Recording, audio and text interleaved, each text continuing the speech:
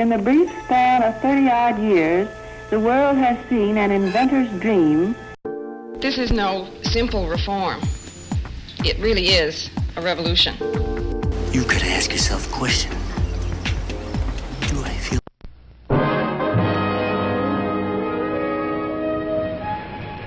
This is Korea, where American soldiers patrol a mountainous frontier 24 hours a day.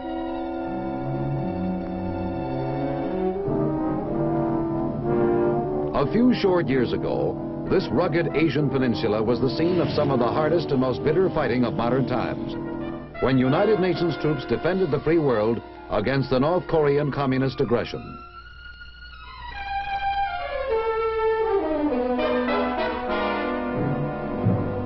The guns have long been silent, and the measure of sacrifice made by American soldiers in these barren mountains now belongs to history. But the forces which brought about the conflict in Korea continue to exist even though the tiny republic is rebuilding itself with American help under an uneasy truce. To the north of the American lines, quilt-coated communist troops of the North Korean army pose a constant threat to South Korea.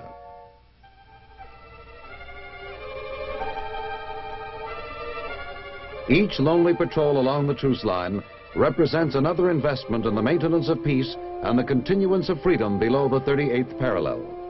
The presence of American soldiers helps guarantee the security of the entire free world as well.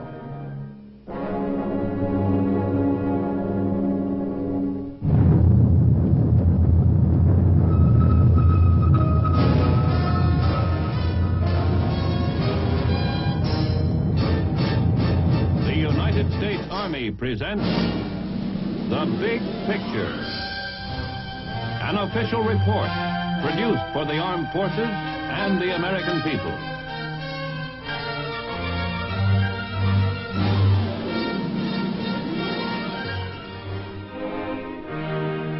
Korea today is a symbol of the United Nations' determined resistance to the threat of communist military aggression. Every day, United Nations delegates deal with new problems posed by red attempts at territorial expansion. Yet not 1 inch of ground has been gained by commies in any area where their expansion has been opposed by an American soldier. Fighting in Laos during the summer of 1959 resulted from communist guerrilla activity. This kind of indirect aggression has been favored by some communist leaders since their lack of success in Korea and elsewhere.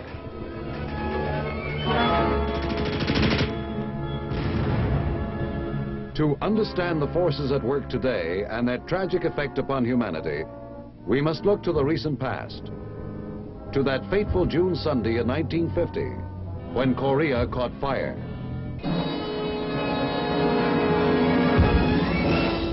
Red armies swept down out of the north, determined to unify Korea under a communist banner by force of arms. The Republic of Korea could not defend itself against the sudden fury of the Red assault. Death and devastation spread over a helpless people. In the old United Nations headquarters at Lake Success, United States Delegate Warren Austin made clear the full dimension of the communist attack. Whose troops are attacking deep in somebody else's territory? The North Koreans. Whose territory is overrun by an invading army? The Republic of Korea's. Who is assisting the Republic of Korea to defend itself? The United Nations, with the support of 53 of the 59 members. Who has the influence and the power to call off the invading North Korean army? The Soviet Union. Who is responsible for the bombing and bloodshed that inevitably ensued from the fact of aggression? The North Koreans and those who support them. Who then can stop the bombing and the bloodshed? The North Koreans and those who support their aggression. What member of the Security Council is supporting the North Korean regime in the Security Council? the Soviet Union. Who then is supporting the United Nations Charter and really working for peace? The 53 members of the United Nations who are supporting the Republic of Korea. Is the Soviet Union one of the 53? No. Swarms of enemy soldiers outnumbered desperately fighting American units sent in to stop the aggression.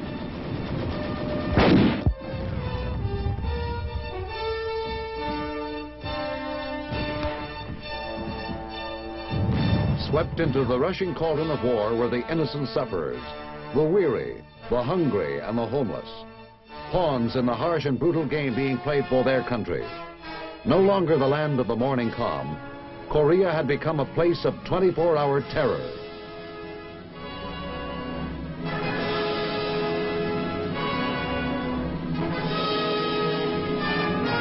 The South Korean economy was shattered.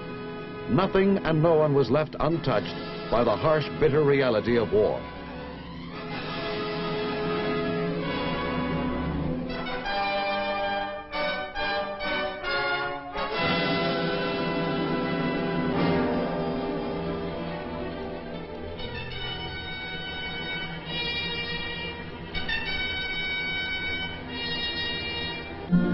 Hope returned after the triumphant landings at Incheon poured the needed men and supplies into Korea.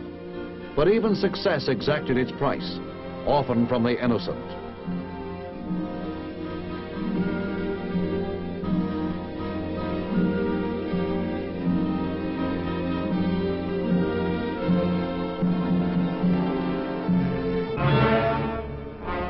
For 3 tragic years, the fighting continued, as armies swept the same battered ground. In the end, the communists were driven out of South Korea. Cities and towns bore mute testimony to the effect of the fighting upon Korean trade and commerce. The faces of starving children betrayed the real nature of the communist utopia. With the end of the fighting, the American Army offered aging patriot Syngman Rhee its full cooperation in rehabilitating Korea.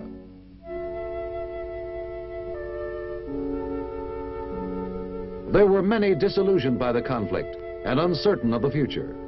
Poverty and disease, the camp followers of war, were everywhere.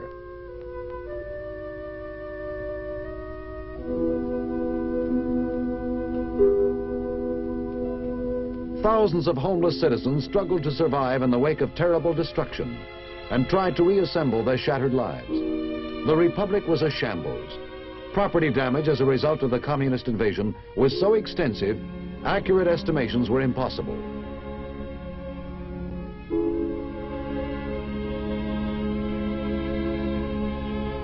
Nearly 1 million South Koreans had been killed or wounded in the struggle.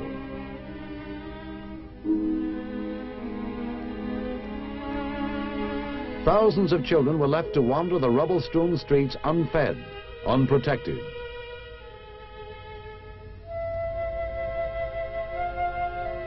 But where many had been saved by the fighting skill of the American soldier, more were spared through the bigness of his heart.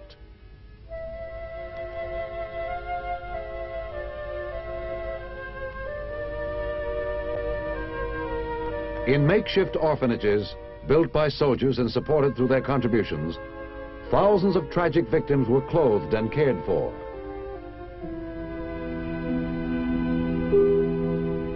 Slowly, the images of savagery and violence created by the war were wiped away with generosity and love. The children faced a difficult future, but one at least free of the prospect of communist rule. Though they could not have understood, they could indeed give thanks for the clothes, the food, and the kindness which American soldiers gave so freely.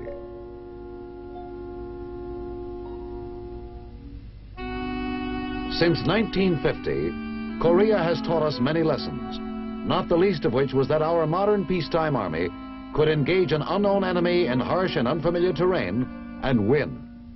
But the American soldier proved himself in many other ways as well. Without his skillful participation, the rehabilitation and reconstruction of South Korea would have been impossible.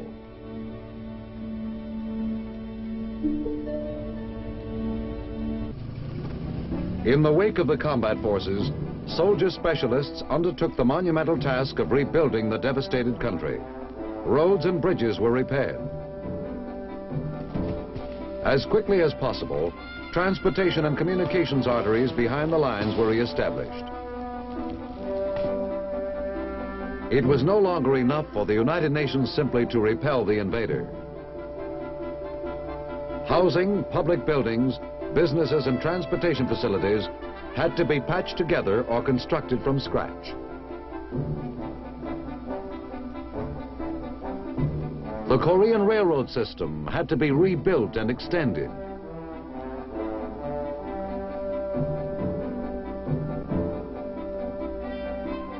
Army know-how, Army supervision, and Army equipment played a vital role in this rehabilitation, working closely with the Korean people.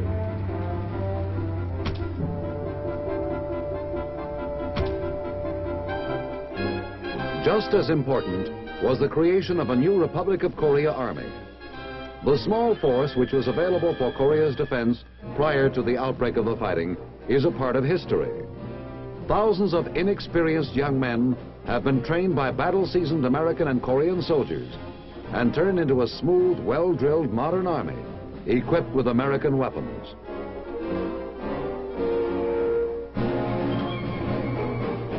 Korean training methods and facilities, including a national military academy, are patterned after American models.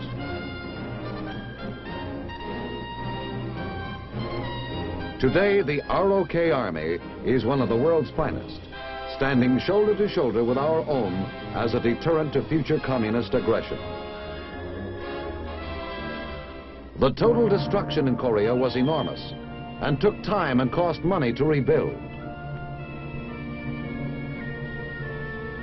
All too often, the people were helpless to help themselves. If a school was bombed out, classes were simply held outdoors until some shelter could be found. The future belonged to the young, but there were times when it appeared a grim one indeed.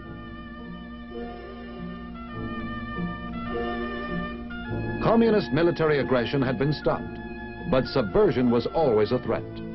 Only a people schooled in the ways of free and democratic living could ensure the future integrity of the Republic.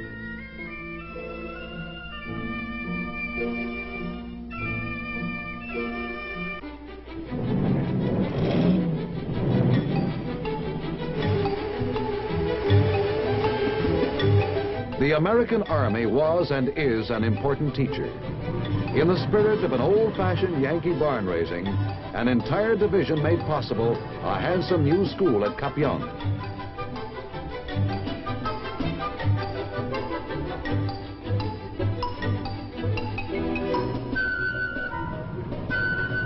Every phase of the construction from the ground up was accomplished with the skilled assistance and teamwork of United States Army personnel. Materials were scavenged from the countryside, and tools, equipment, and know-how furnished by the United States Army.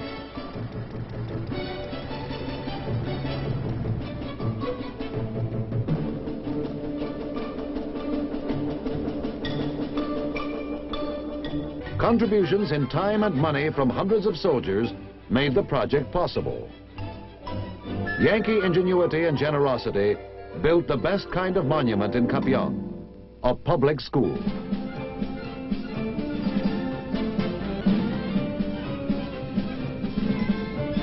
At the building's completion, a parade was held, and in the short ceremony which followed, the Americans turned over the school to a grateful town.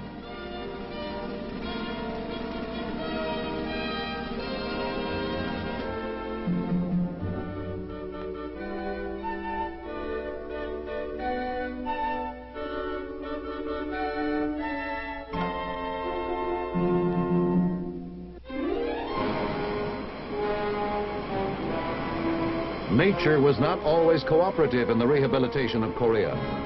More than once, the United States Army has assisted in fighting natural disasters, which otherwise would have taken a heavy toll in life and property.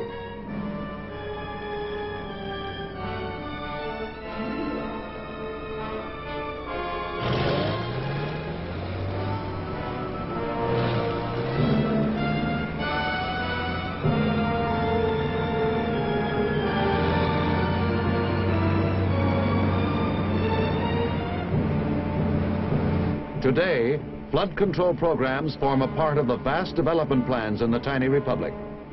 Such prevention is considered essential to Korean growth and stability.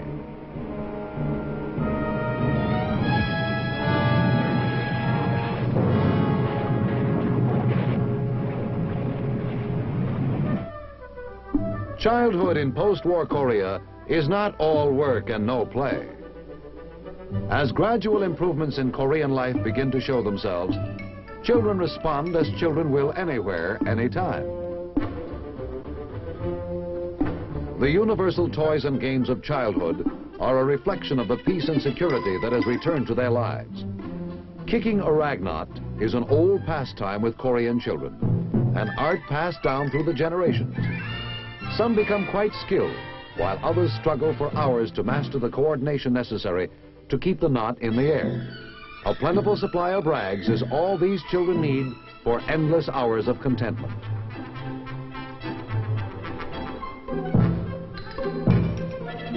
It isn't really a game for soldiers, as the mirth of these youngsters makes abundantly clear. For the not-so-lucky children, each year at Christmas time, soldiers in Korea introduce a figure familiar to every American child.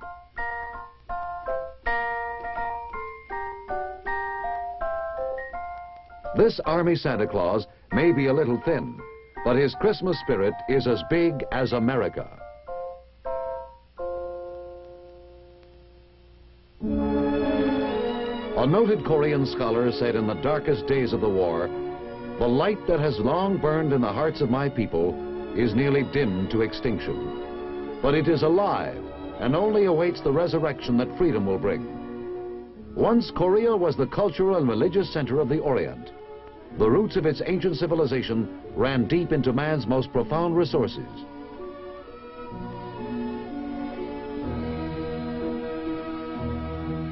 Its arts and sciences were admired, envied and copied even by China and Japan.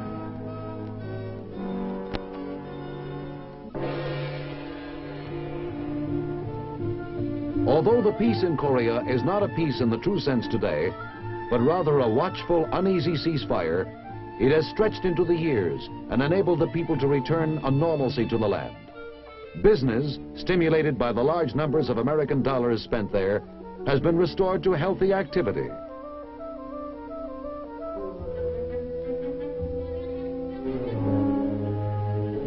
In Seoul alone, many millions have been spent upon building reconstruction and basic city services. The new look of the Korean Republic is one of bustling activity and confidence.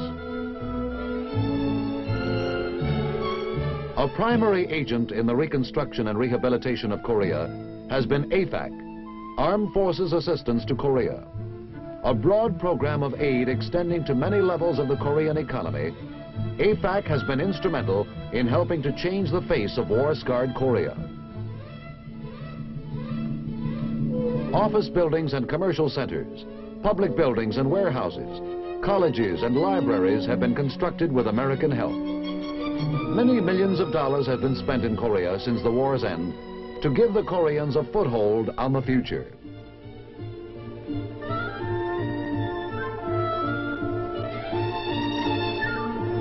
New construction continues today in order to keep pace with the Republic's expanding needs.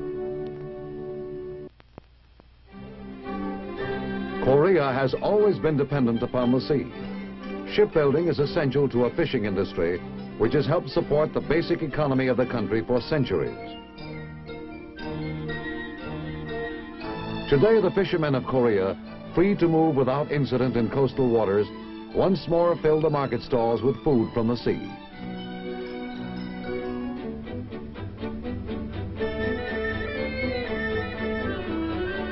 Agriculture, too, has helped put the tiny country back on its feet. Truck farmers journey to the town and city marketplaces where their products are eagerly bought by shopping housewives.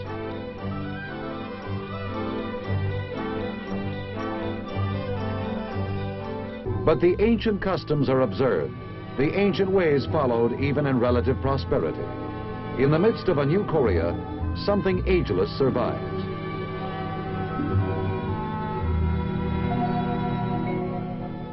Small industry and handcrafts have long furnished a livelihood for many Koreans. Such enterprises flourish in the outlying villages and small cities. All that is needed for this type of craftsman is a good source of clay and his skill. Most businesses are family affairs, where the technology of the artisan is passed on from one generation to the next.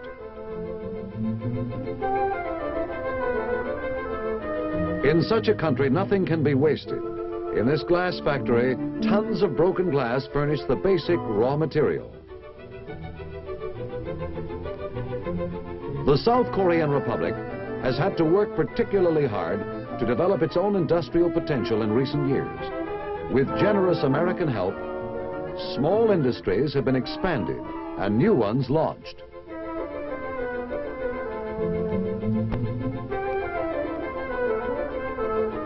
This expansion better equips Korea to make a larger contribution to her own future.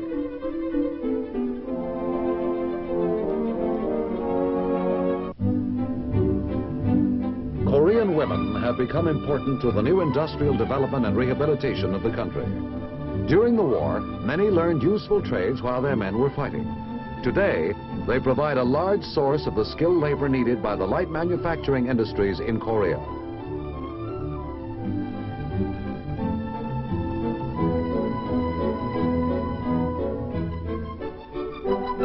In this factory, women employees turn out hundreds of pairs of shoes daily, one of the commodities needed in Korea today.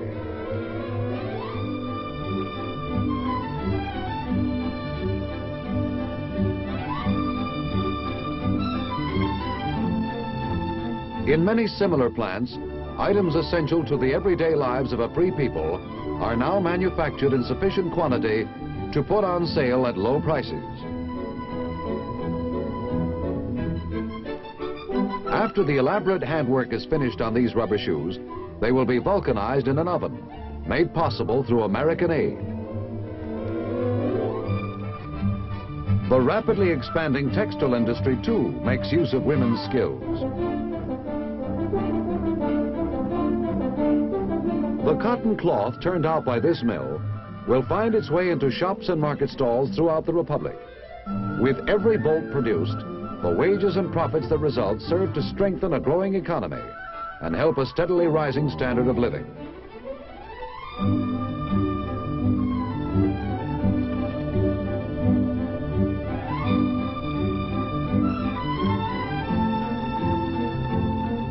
Heavy industry, too, has benefited from American assistance. Whereas communist troops stripped much of the machinery and industrial equipment from North Korea, the American Army has helped the South Koreans to take on an increasing production task with each passing year.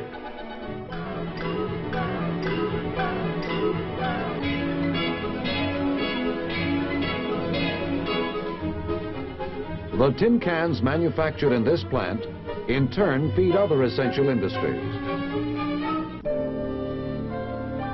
Where opposing armies struggled for control only a few short years ago, and artillery churned the wet earth, rice is grown and harvested to feed a hungry people. Although the Korean climate is harsh compared with much of Asia, the rice which grows here is of the best quality and highly regarded throughout the Orient. Nowhere so much as in the quiet rice paddies of today is the feeling of peace and serenity more apparent.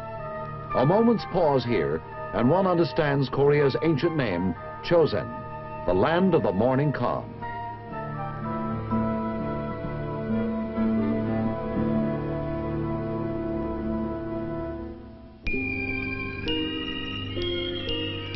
In the mountains to the north stands the reason for the serenity. Stretching across the narrow peninsula for 151 miles along a well-forged defense line are the last outposts of freedom, the forward positions of the United States Army. Here on a remote hilltop overlooking the demilitarized zone which separates United Nations forces from the communist armies and North Korea from the Free Republic of Korea, soldiers of the 1st Reconnaissance Squadron 9th Cavalry stand guard. Constant surveillance of any communist activity across the valley is necessary, and the soldiers report anything they see. They also keep notes for a detailed record of the time they are on watch.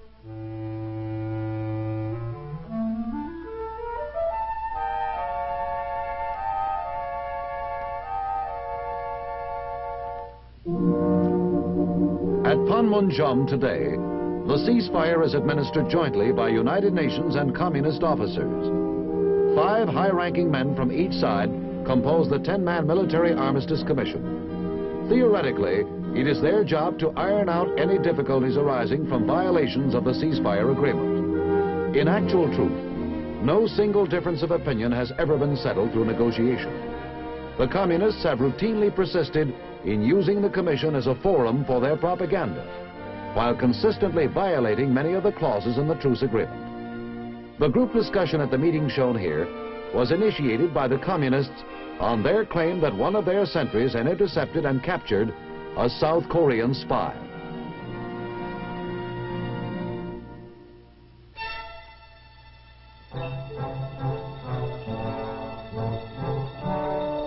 In order to determine the facts of the situation, if at all possible, a joint observer team, also composed of officers from both sides, journeys to the scene of the alleged violation. There they are expected to gain as much first-hand information as possible before reporting to the Commission.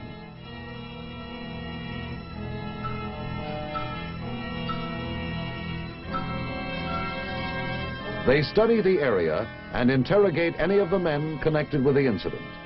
In this case, a well-coached communist sentry furnishes more than enough information.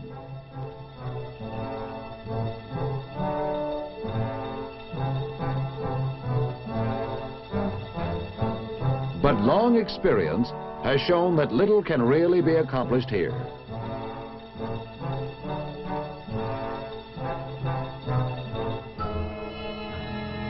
To all realists along the truce line, it is clear that our best hope for peace lies in our image of strength. And Korea today, with her growing prosperity, is a vital part of that image.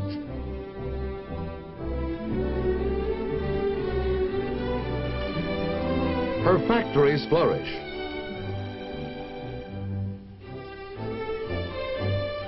Her food harvests are abundant.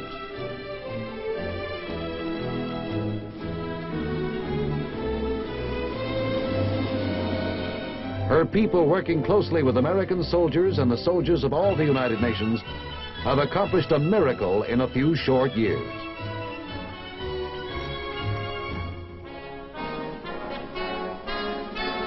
Her defenses, supported by American troops, are strong and ready.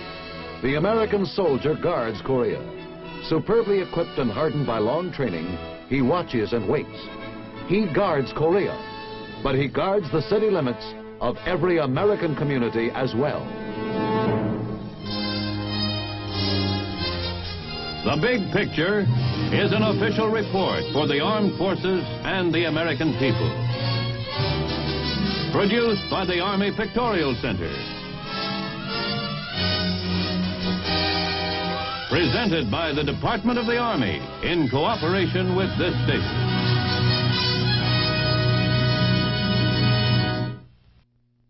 This is Tomorrowpictures.TV.